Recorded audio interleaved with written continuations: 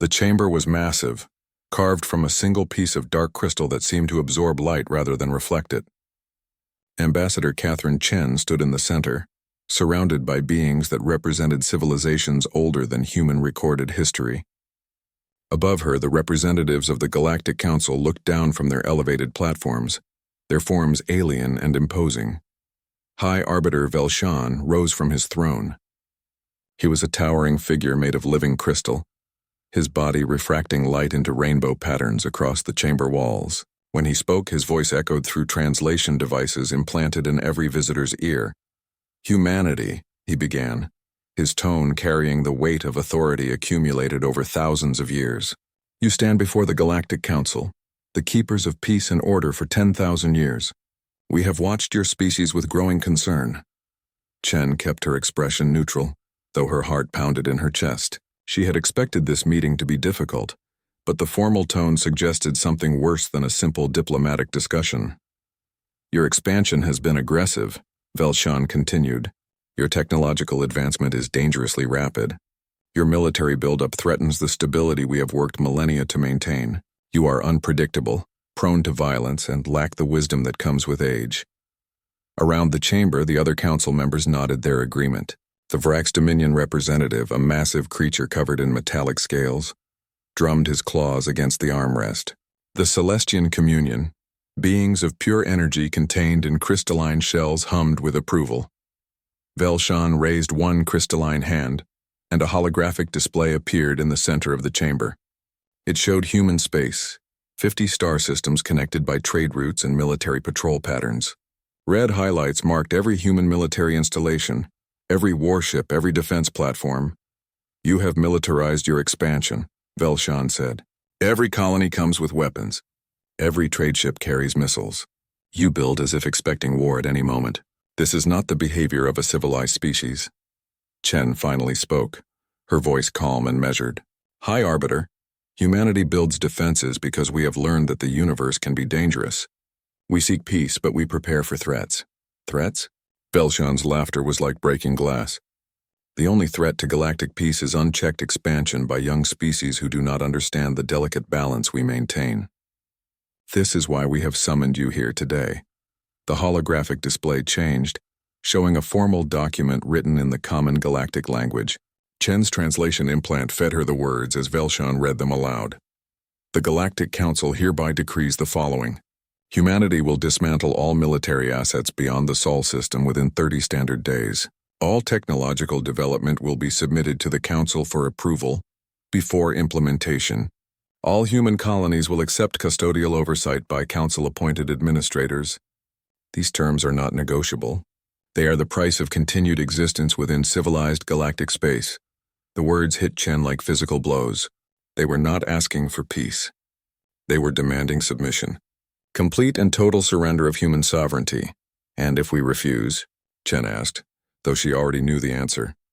Velshan's crystalline features somehow conveyed a smile. "No species has ever refused. Those who have shown reluctance have found themselves isolated, their economies destroyed, their colonies cut off from all galactic trade and resources. Eventually, they all comply. It is simply a matter of accepting reality." Chen looked around the chamber at the other representatives. Most refused to meet her gaze. A few watched with what might have been pity. But in the back, she noticed something interesting. Several smaller delegations from younger species watching intently, their expressions unreadable. "I will relay your decree to my government," Chen said carefully. "But I must tell you, High Arbiter, that humanity values its freedom above all else. Freedom is a luxury afforded only to those who have proven their wisdom," Velshan replied. "You have 30 days. Use them wisely."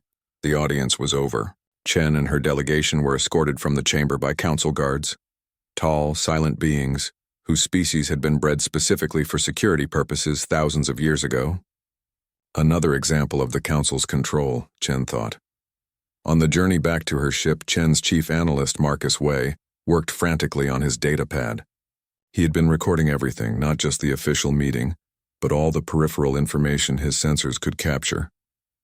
"Ambassador," he said quietly, "I've been analyzing council history. There's a pattern here." Chen moved closer, keeping her voice low despite the privacy shields around their transport. What kind of pattern? Every 500 years or so, a new species reaches a critical development threshold.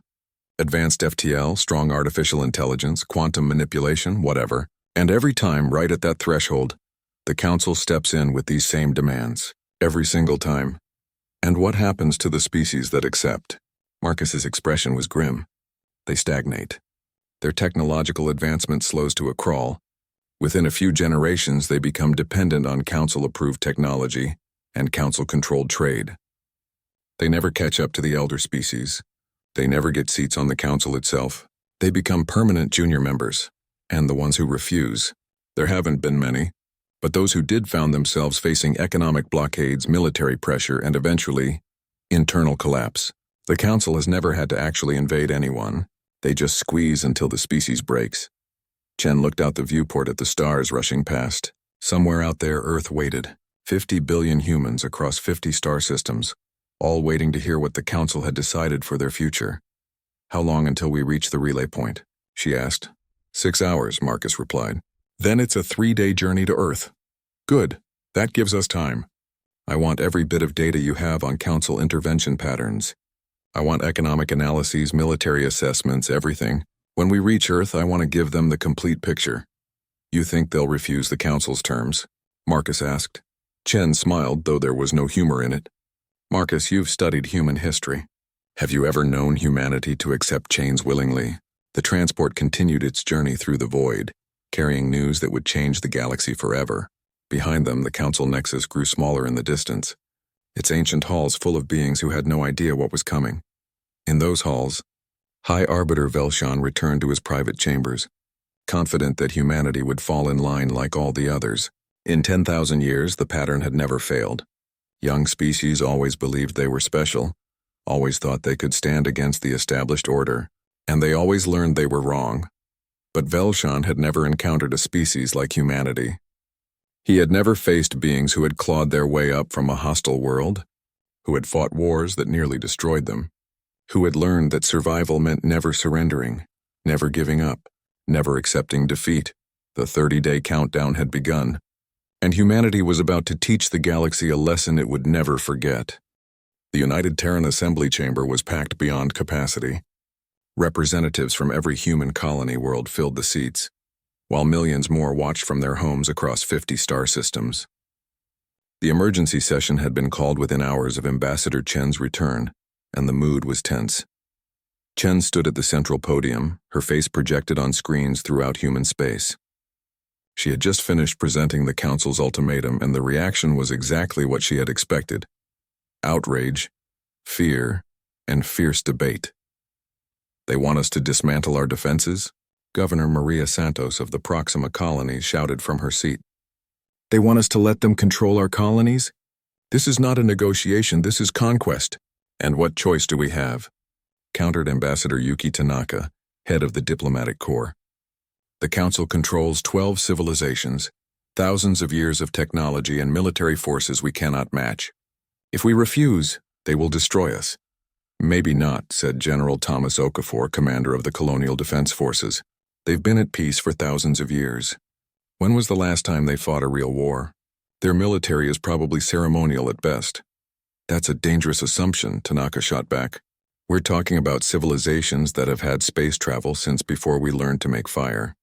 Even their ceremonial forces would dwarf our entire military. The Assembly President, Elena Volkov, called for order. The shouting died down, but the tension remained thick in the air. Before we continue, Volkov said, I believe Director Okonkwo from Terran Strategic Intelligence has information that may affect our decision. Director? James Okonkwo rose from his seat in the secure section. He was a tall man with gray hair and sharp eyes that had spent decades analyzing threats to human security. He carried a data chip that he inserted into the central system. Members of the Assembly, he began. What I am about to show you is classified at the highest level. 50 years ago, shortly after our first contact with the Galactic Council, our analysts began studying their history and behavior patterns. What we found was disturbing. The main screen lit up with graphs and charts showing thousands of years of galactic history. The Council maintains power through systematic suppression of younger species. Every time a civilization reaches a critical threshold of technological advancement, The Council intervenes. They force these species to accept oversight, limit their development, and essentially lock them into permanent subordinate positions. Murmurs spread through the chamber. Okonkwo continued. We predicted this intervention would eventually target humanity. So we began Project Prometheus, a classified program to prepare for this exact scenario. You've been preparing for war with the Council for 50 years? Someone asked incredulously. Not war, Okonkwo corrected. Survival. Let me show you what we've built. The screen changed, showing images of massive construction projects hidden throughout human space. Defense platforms disguised as commercial satellites.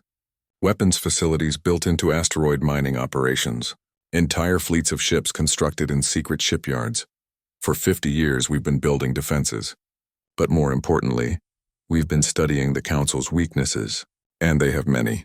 He pulled up another chart. First, they're old. Their civilizations are comfortable, risk-averse, and dependent on automated systems.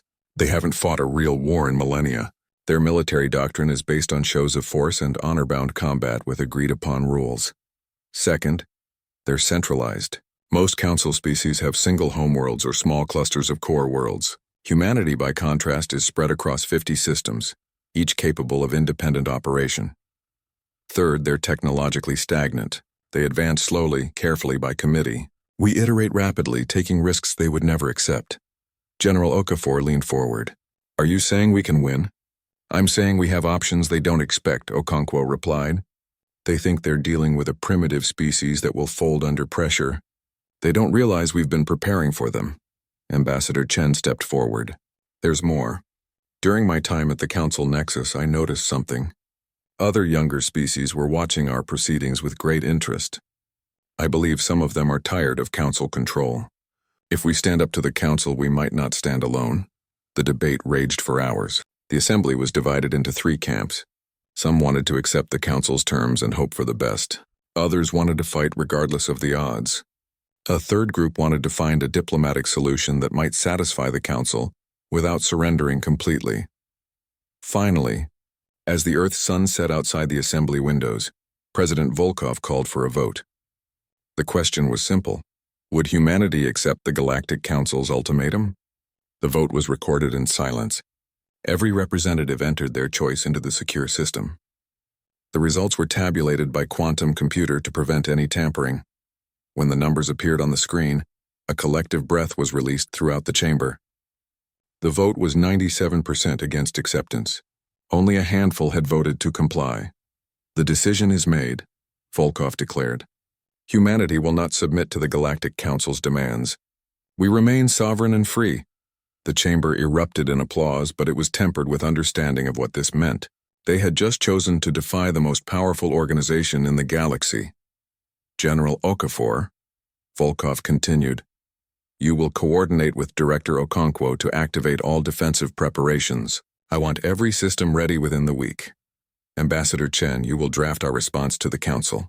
Make it clear but not inflammatory. We seek peace, but we will not accept subjugation.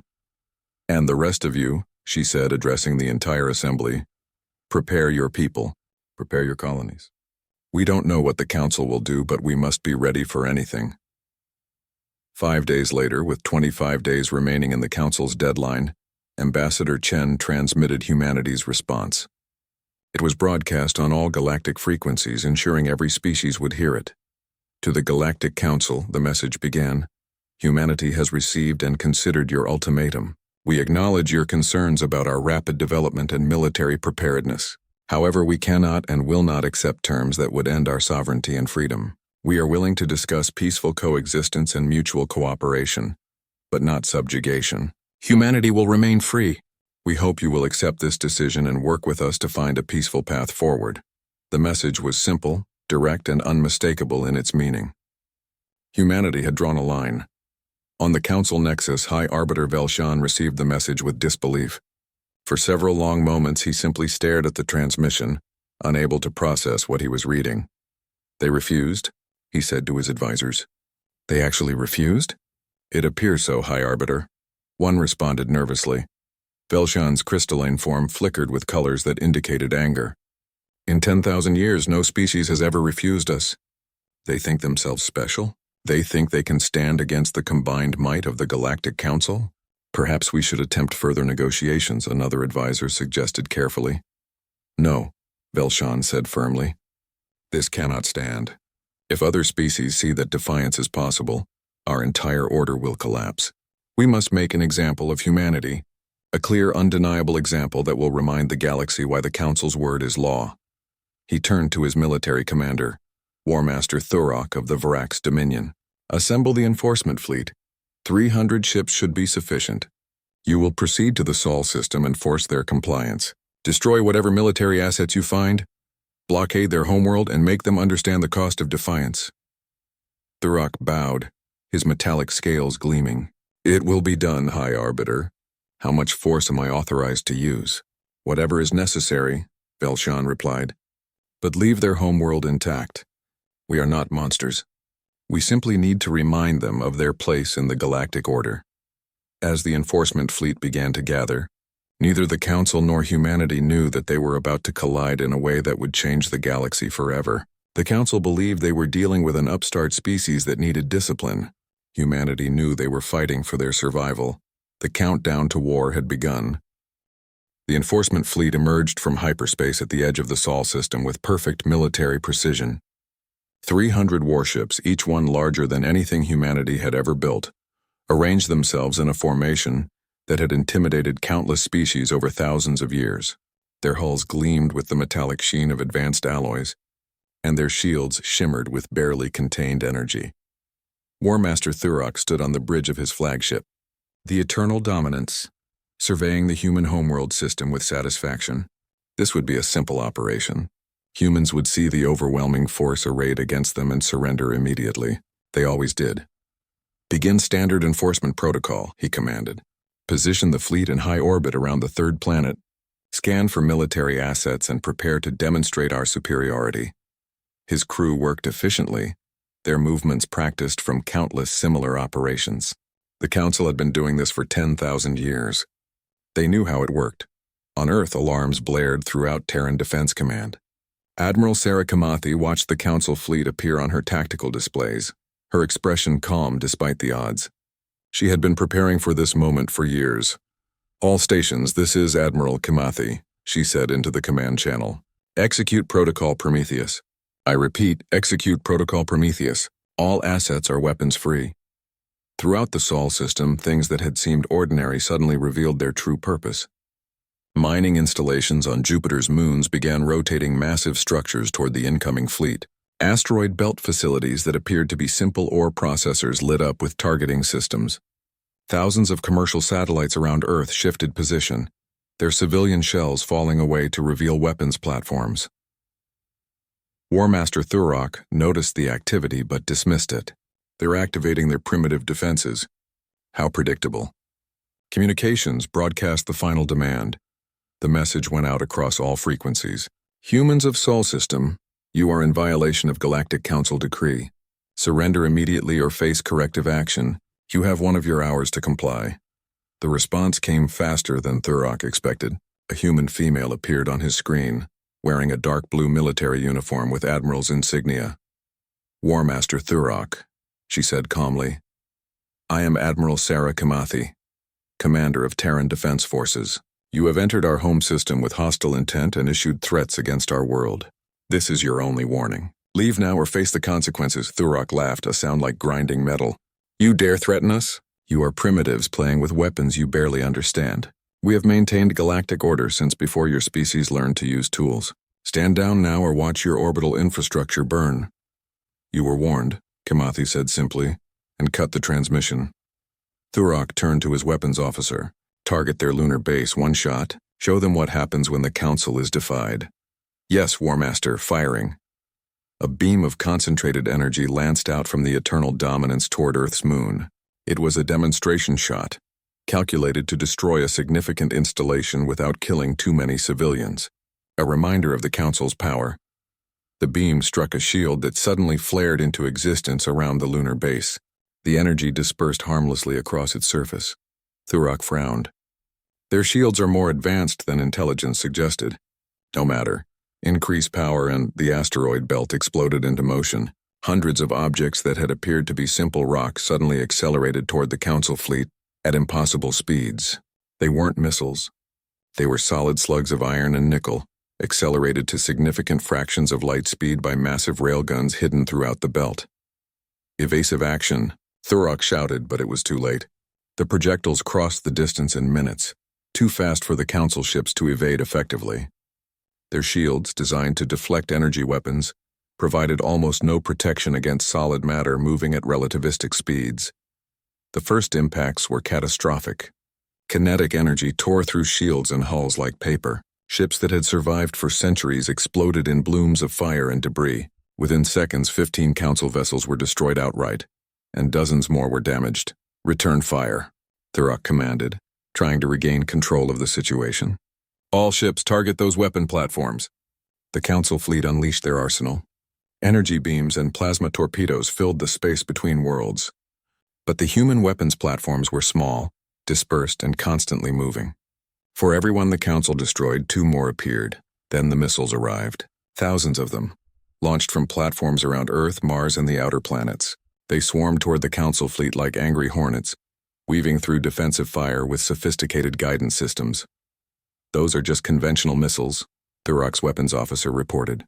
"Our shields will—" The missiles detonated, not near the Council ships but among them, releasing clouds of small objects that expanded rapidly.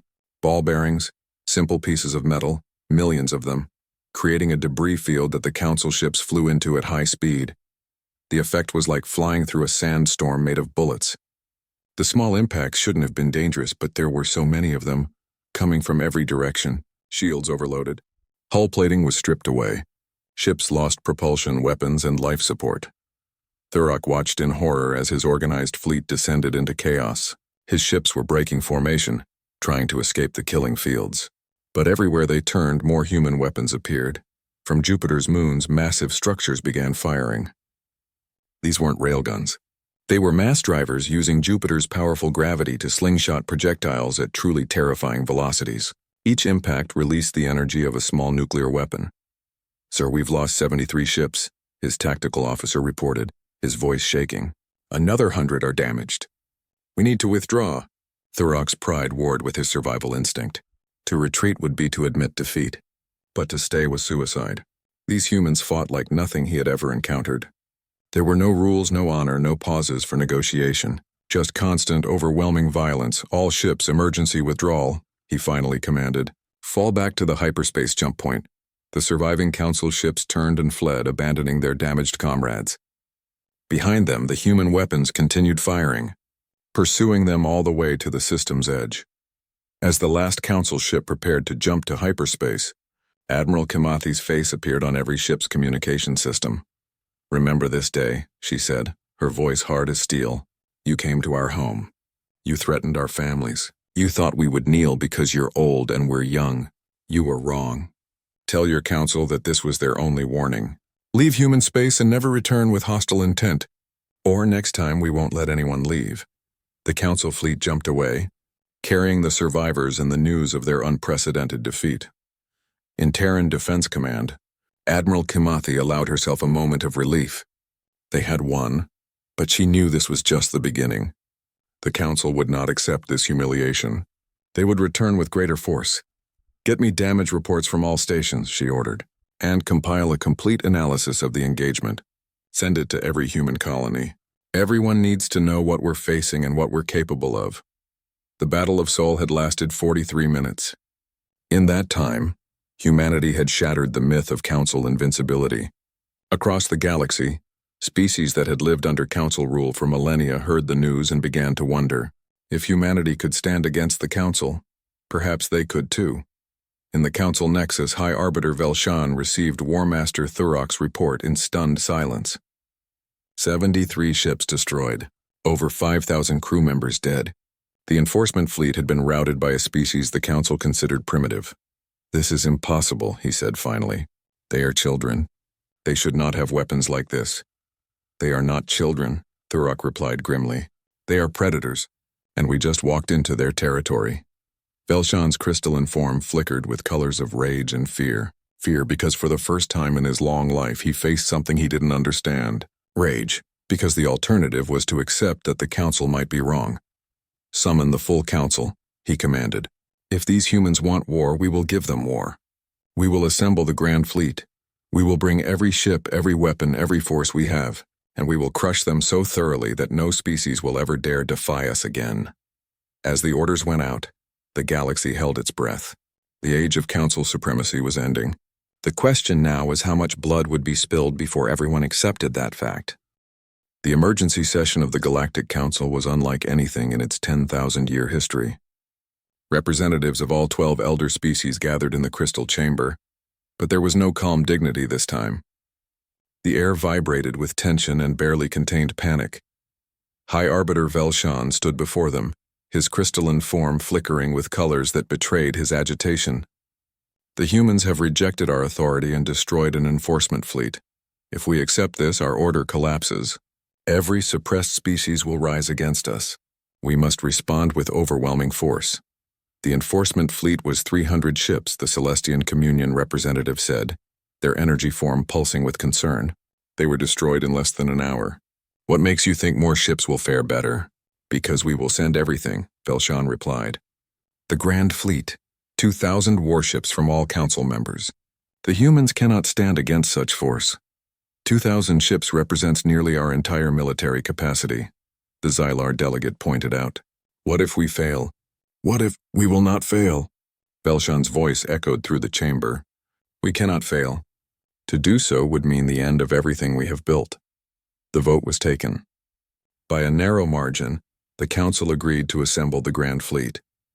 It would take 3 weeks to gather forces from across council space, but when they moved, it would be with power no single species could resist. Or so they believed. On Earth, Terran intelligence was already tracking the Grand Fleet's assembly. Director Okonkwo presented the data to Admiral Kamathi and the military leadership. "They're pulling ships from everywhere," he explained, highlighting points on the galactic map. "Every council homeworld, every major outpost. They're leaving themselves exposed." Kamathi studied the map with the eye of a strategist. "They expect us to wait here and defend. They think we'll fight the same way we did in Sol, static defenses, prepared battlefields, won't we?" asked General Okafor. "No," Kamathi said firmly. "We're not going to wait for them to come to us. We're taking the war to them." Over the next 2 weeks, humanity launched Operation Broken Chain. Fast attack fleets struck council logistics hubs throughout their territory.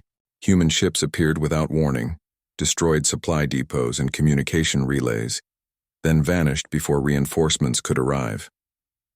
But the military strikes were only part of the operation. Human cyber warfare specialists infiltrated council computer networks, exploiting security gaps that existed because the council had never faced a sophisticated cyber attack. They didn't steal or destroy data.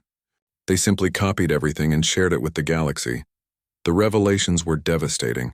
Thousands of years of suppressed technology, evidence of council interference in the development of dozens of species, secret protocols for eliminating civilizations that refused to comply. The truth about the council's power: it was built on fear and information control, not actual superiority. As the data spread across the galaxy, unrest began. Species that had accepted council rule for generations started questioning. Why were they limited in their development? Why did the council hoard knowledge? Why should 12 species control thousands? Then humanity made its boldest move. Ambassador Chen, accompanied by only a small diplomatic vessel, traveled to the Ketelin homeworld. The Ketelin were a young species, brought under council control only 500 years earlier. They had shown reluctance to accept their subordinate position. Chen met with the Ketelin High Council in their capital city. "We're offering you a choice," she told them. "Stay under council control or join us in creating a new galactic order, one where every species has equal voice and opportunity. The council will crush any rebellion," the Ketelin Prime Minister responded. "They have before." "Have they?" Chen challenged. "Or have they simply isolated species until they collapsed from within? They control information, trade, and technology. But what if we bypass their systems entirely? What if we share our technology freely? What if we create our own trade networks?" She placed a data chip on the table. "This contains schematics for advanced shield technology, propulsion systems, and manufacturing techniques. Technology the Council kept from you.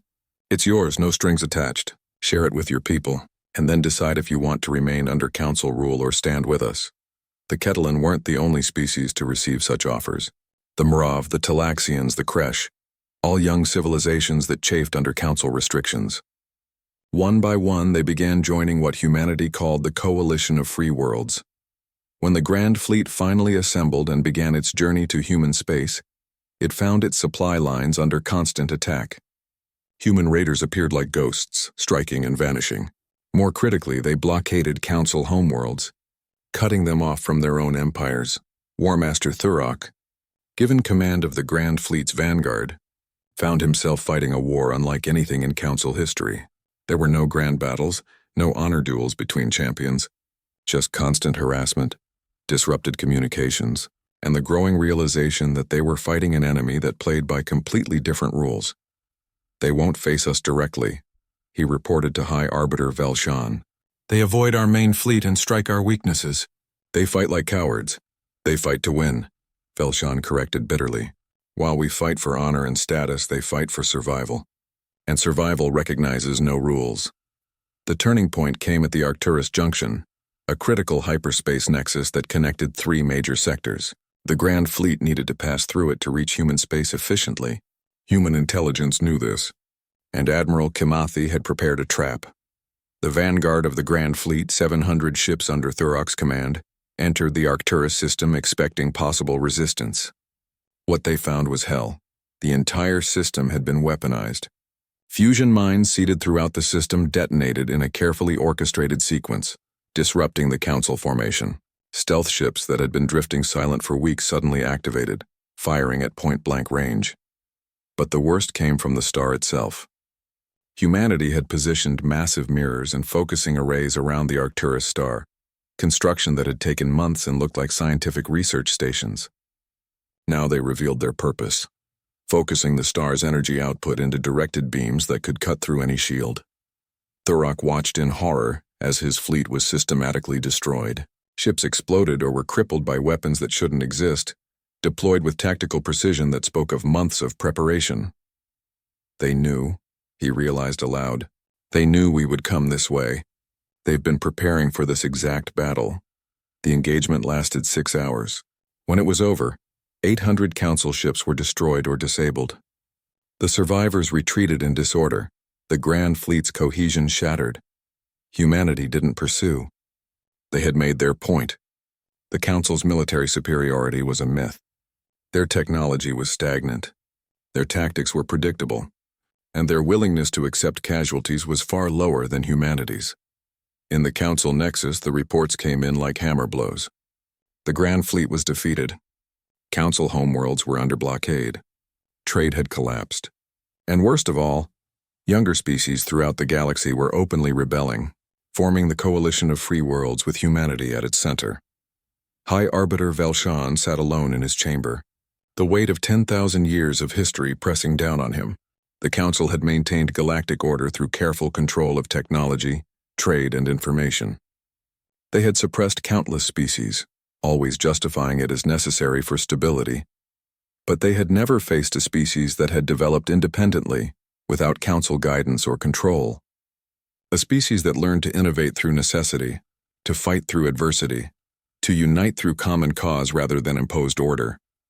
How did we miss this? He asked the empty room. How did we not see what they were becoming? The answer, he realized, was that they had been comfortable for too long. The Council had forgotten what it meant to struggle, to adapt, to face genuine threats. They had become administrators of order rather than builders of civilization. A message arrived from the human ambassador. Not demands, not threats. An invitation to negotiate. Velshan looked at the message for a long time. Pride demanded he refuse. Gather whatever forces remained and continue the fight. But wisdom, hard-earned through disaster, told him a different truth. The age of Council supremacy was over. The only question now was whether its end would come through negotiation or annihilation. For the first time in 10,000 years, the Galactic Council was not making demands. It was responding to them. And the species making those demands was less than 500 years old. The galaxy had changed, and humanity had changed it. Ambassador Catherine Chen returned to the Council Nexus 6 weeks after the Battle of Arcturus Junction. But this time she did not come alone. Representatives from 17 species accompanied her, the founding members of the Coalition of Free Worlds. And this time she did not stand below the Council platforms. She stood level with them. The crystal chamber that had once radiated power and authority now felt hollow. The Council representatives who gathered looked diminished somehow, their ancient confidence replaced with uncertainty. High Arbiter Velshan sat on his throne, his crystalline form flickering with colors Chen had learned to read. Anxiety, resignation, and beneath it all, fear. Ambassador Chen, Velshan began, his voice lacking its former authority. You asked for this meeting. The Council has agreed to hear your terms. Chen noted the phrasing, not demands, terms. The shift in language was significant. The coalition comes not as conquerors, Chen said clearly, her voice carrying through the chamber and across the galaxy via live broadcast. We come as equals seeking to establish a just and fair galactic order, one where all species have voice and opportunity. She activated a holographic display showing the coalition's proposal. First, the Galactic Council as it currently exists will be dissolved. In its place, we propose the Galactic Assembly, a representative body where every species, regardless of age or power, has equal representation and vote. Murmurs spread through the Council representatives. The Celestian Communion spoke first. You would give equal voice to species barely capable of space travel. This is absurd, is it? Chen countered. The Council maintained power by deciding which species were worthy of advancement. You hoarded technology, controlled trade, and suppressed development. You created a system where you would always remain on top, and everyone else would remain beneath you. That system is ending. Second, she continued, all suppressed technology will be released to the galactic community. No species will have authority to limit another's development. Knowledge belongs to everyone. That will lead to chaos. The Vrax representative protested. Young species with advanced weapons will have the same weapons you've had for thousands of years, Chen interrupted. The only difference is you won't have an advantage anymore. If that scares you, perhaps you should consider why. The Xylar delegate stood. You speak of fairness and equality, but you achieved this through violence. Your fleet destroyed thousands of council ships. How is that different from our methods? Chen met his gaze steadily. You're right. We fought and many died. We didn't want war, but we would not accept chains. The difference is this, we fought for freedom. You fought to maintain control. We seek to build something new. You sought to preserve something unjust. Third, she said, returning to her list, there will be trials for council leadership who ordered attacks on civilian targets or who suppressed species through force. This is not revenge. This is accountability. Velshan's form flickered darkly. You would put us on trial?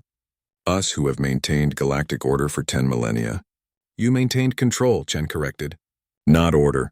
True order comes from justice, not fear. And yes, those responsible for crimes will answer for them, just as humans would be held accountable if we committed such acts. The chamber fell silent. Finally, the Talaxian representative spoke. They were one of the middle-aged species, neither council elder nor coalition member. What guarantee do we have that humanity won't simply replace the council's tyranny with their own? You have proven yourselves formidable in war. What stops you from becoming the new overlords? Chen had expected this question. Several things. First, the coalition is not led by humanity alone. We are 17 species working together, with more joining daily. Second, the Galactic Assembly will have constitutional limits on any single species' power. Third, and most important, we're sharing our technology freely. We're not hoarding it like the Council did. She pulled up images of human shipyards working alongside Ketelin, Murov, and other coalition species. We're teaching everyone our manufacturing techniques, our defensive systems, our propulsion technology. Within a decade, dozens of species will have military capabilities equal to ours. We're deliberately ensuring no one species can dominate. Why would you do that? Another delegate asked, genuinely confused. Why would you give away your advantage? Because we learned something the Council forgot, Chen replied. Real strength comes from cooperation, not domination. We're stronger when our allies are strong. We're safer when everyone has the ability to defend themselves. The Council's mistake was thinking they could maintain power by keeping everyone else weak. We know the truth. That only builds resentment and eventual rebellion. Velshan rose from his throne and descended to Chen's level, something no high arbiter had done in living memory. He approached her slowly, his crystalline form reflecting the chamber's lights. "I must speak with you privately," he said quietly. "Please."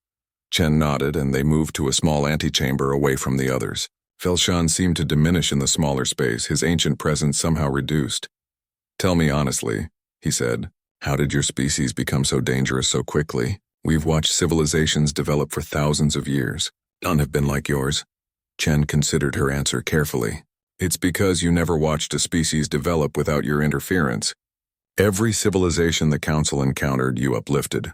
You gave them technology, guided their development, shaped their growth. You made them dependent on you. And humanity. We developed alone. No one gave us anything. We had to struggle for every advancement, fight through every mistake, learn from every failure. We nearly destroyed ourselves a dozen times. Wars, environmental collapse, technological disasters. But we survived. And that struggle made us adaptive, innovative, and resilient in ways species you uplifted never needed to be." She stepped closer. "The Council created order by making everyone else fit into your system. But you forgot that real growth comes from challenge, not comfort. You've been comfortable for so long that you forgot how to adapt. That's why we won. Not because we're stronger or smarter, but because we remember how to struggle." Velshan was silent for a long moment. "The Council is finished, isn't it?" "Yes," Chen said simply. "But the species that made up the Council don't have to be. Join the Assembly as equals. Share your knowledge and experience. Help us build something better than what existed before. And if we refuse," Chen's expression hardened, "then you'll be isolated. No trade. No access to Assembly technologies, no voice in galactic affairs. The galaxy is moving forward. You can be part of that future or remain trapped in the past." They returned to the main chamber. After hours of debate, the Council took a vote on the Coalition's terms. It wasn't unanimous, but it was enough. The Galactic Council formally dissolved itself, agreeing to the creation of the Galactic Assembly. 6 months later, the first Galactic Assembly convened on a neutral world. Over 70 species sent representatives. The chamber was designed without elevated platforms or thrones. Every delegate sat at the same level, in a circle rather than a hierarchy. Admiral Kimathi attended as a military observer. She stood at a viewing gallery, watching as the Assembly debated its first major policy, establishing a mutual defense pact that would protect all member species from external threats. A young lieutenant stood beside her. "Admiral, do you think it will work? This new system?" Kimathi considered the question. "Maybe, maybe not.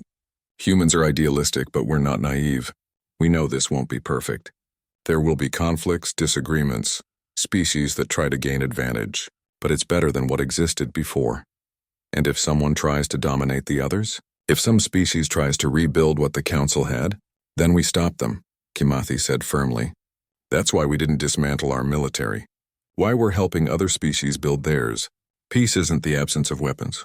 It's everyone being too strong to attack and too connected to want to." She looked out at the Assembly. The Council ruled through fear because they were afraid. Afraid of change, of being surpassed, of losing control. "We won't make that mistake, but we'll remember the lessons of this war. The galaxy is vast and we don't know what's out there, so we'll stay strong, stay vigilant, and stay free. Not to dominate others, but to ensure no one ever tries to dominate us again." 50 years later, Earth had become one of many thriving worlds in the Galactic Assembly. Human technology had spread throughout the galaxy, adapted and improved by dozens of species. The rapid innovation that had shocked the Council became normal, as species shared ideas and collaborated on projects. The Assembly's first contact with another galaxy came during this period. When the extragalactic visitors arrived with both curiosity and caution, they found not a single dominant power but a coalition of equals. The diplomatic protocols humanity had established, approach with openness but maintain strength, seek cooperation but never surrender sovereignty, had become the Assembly's standard.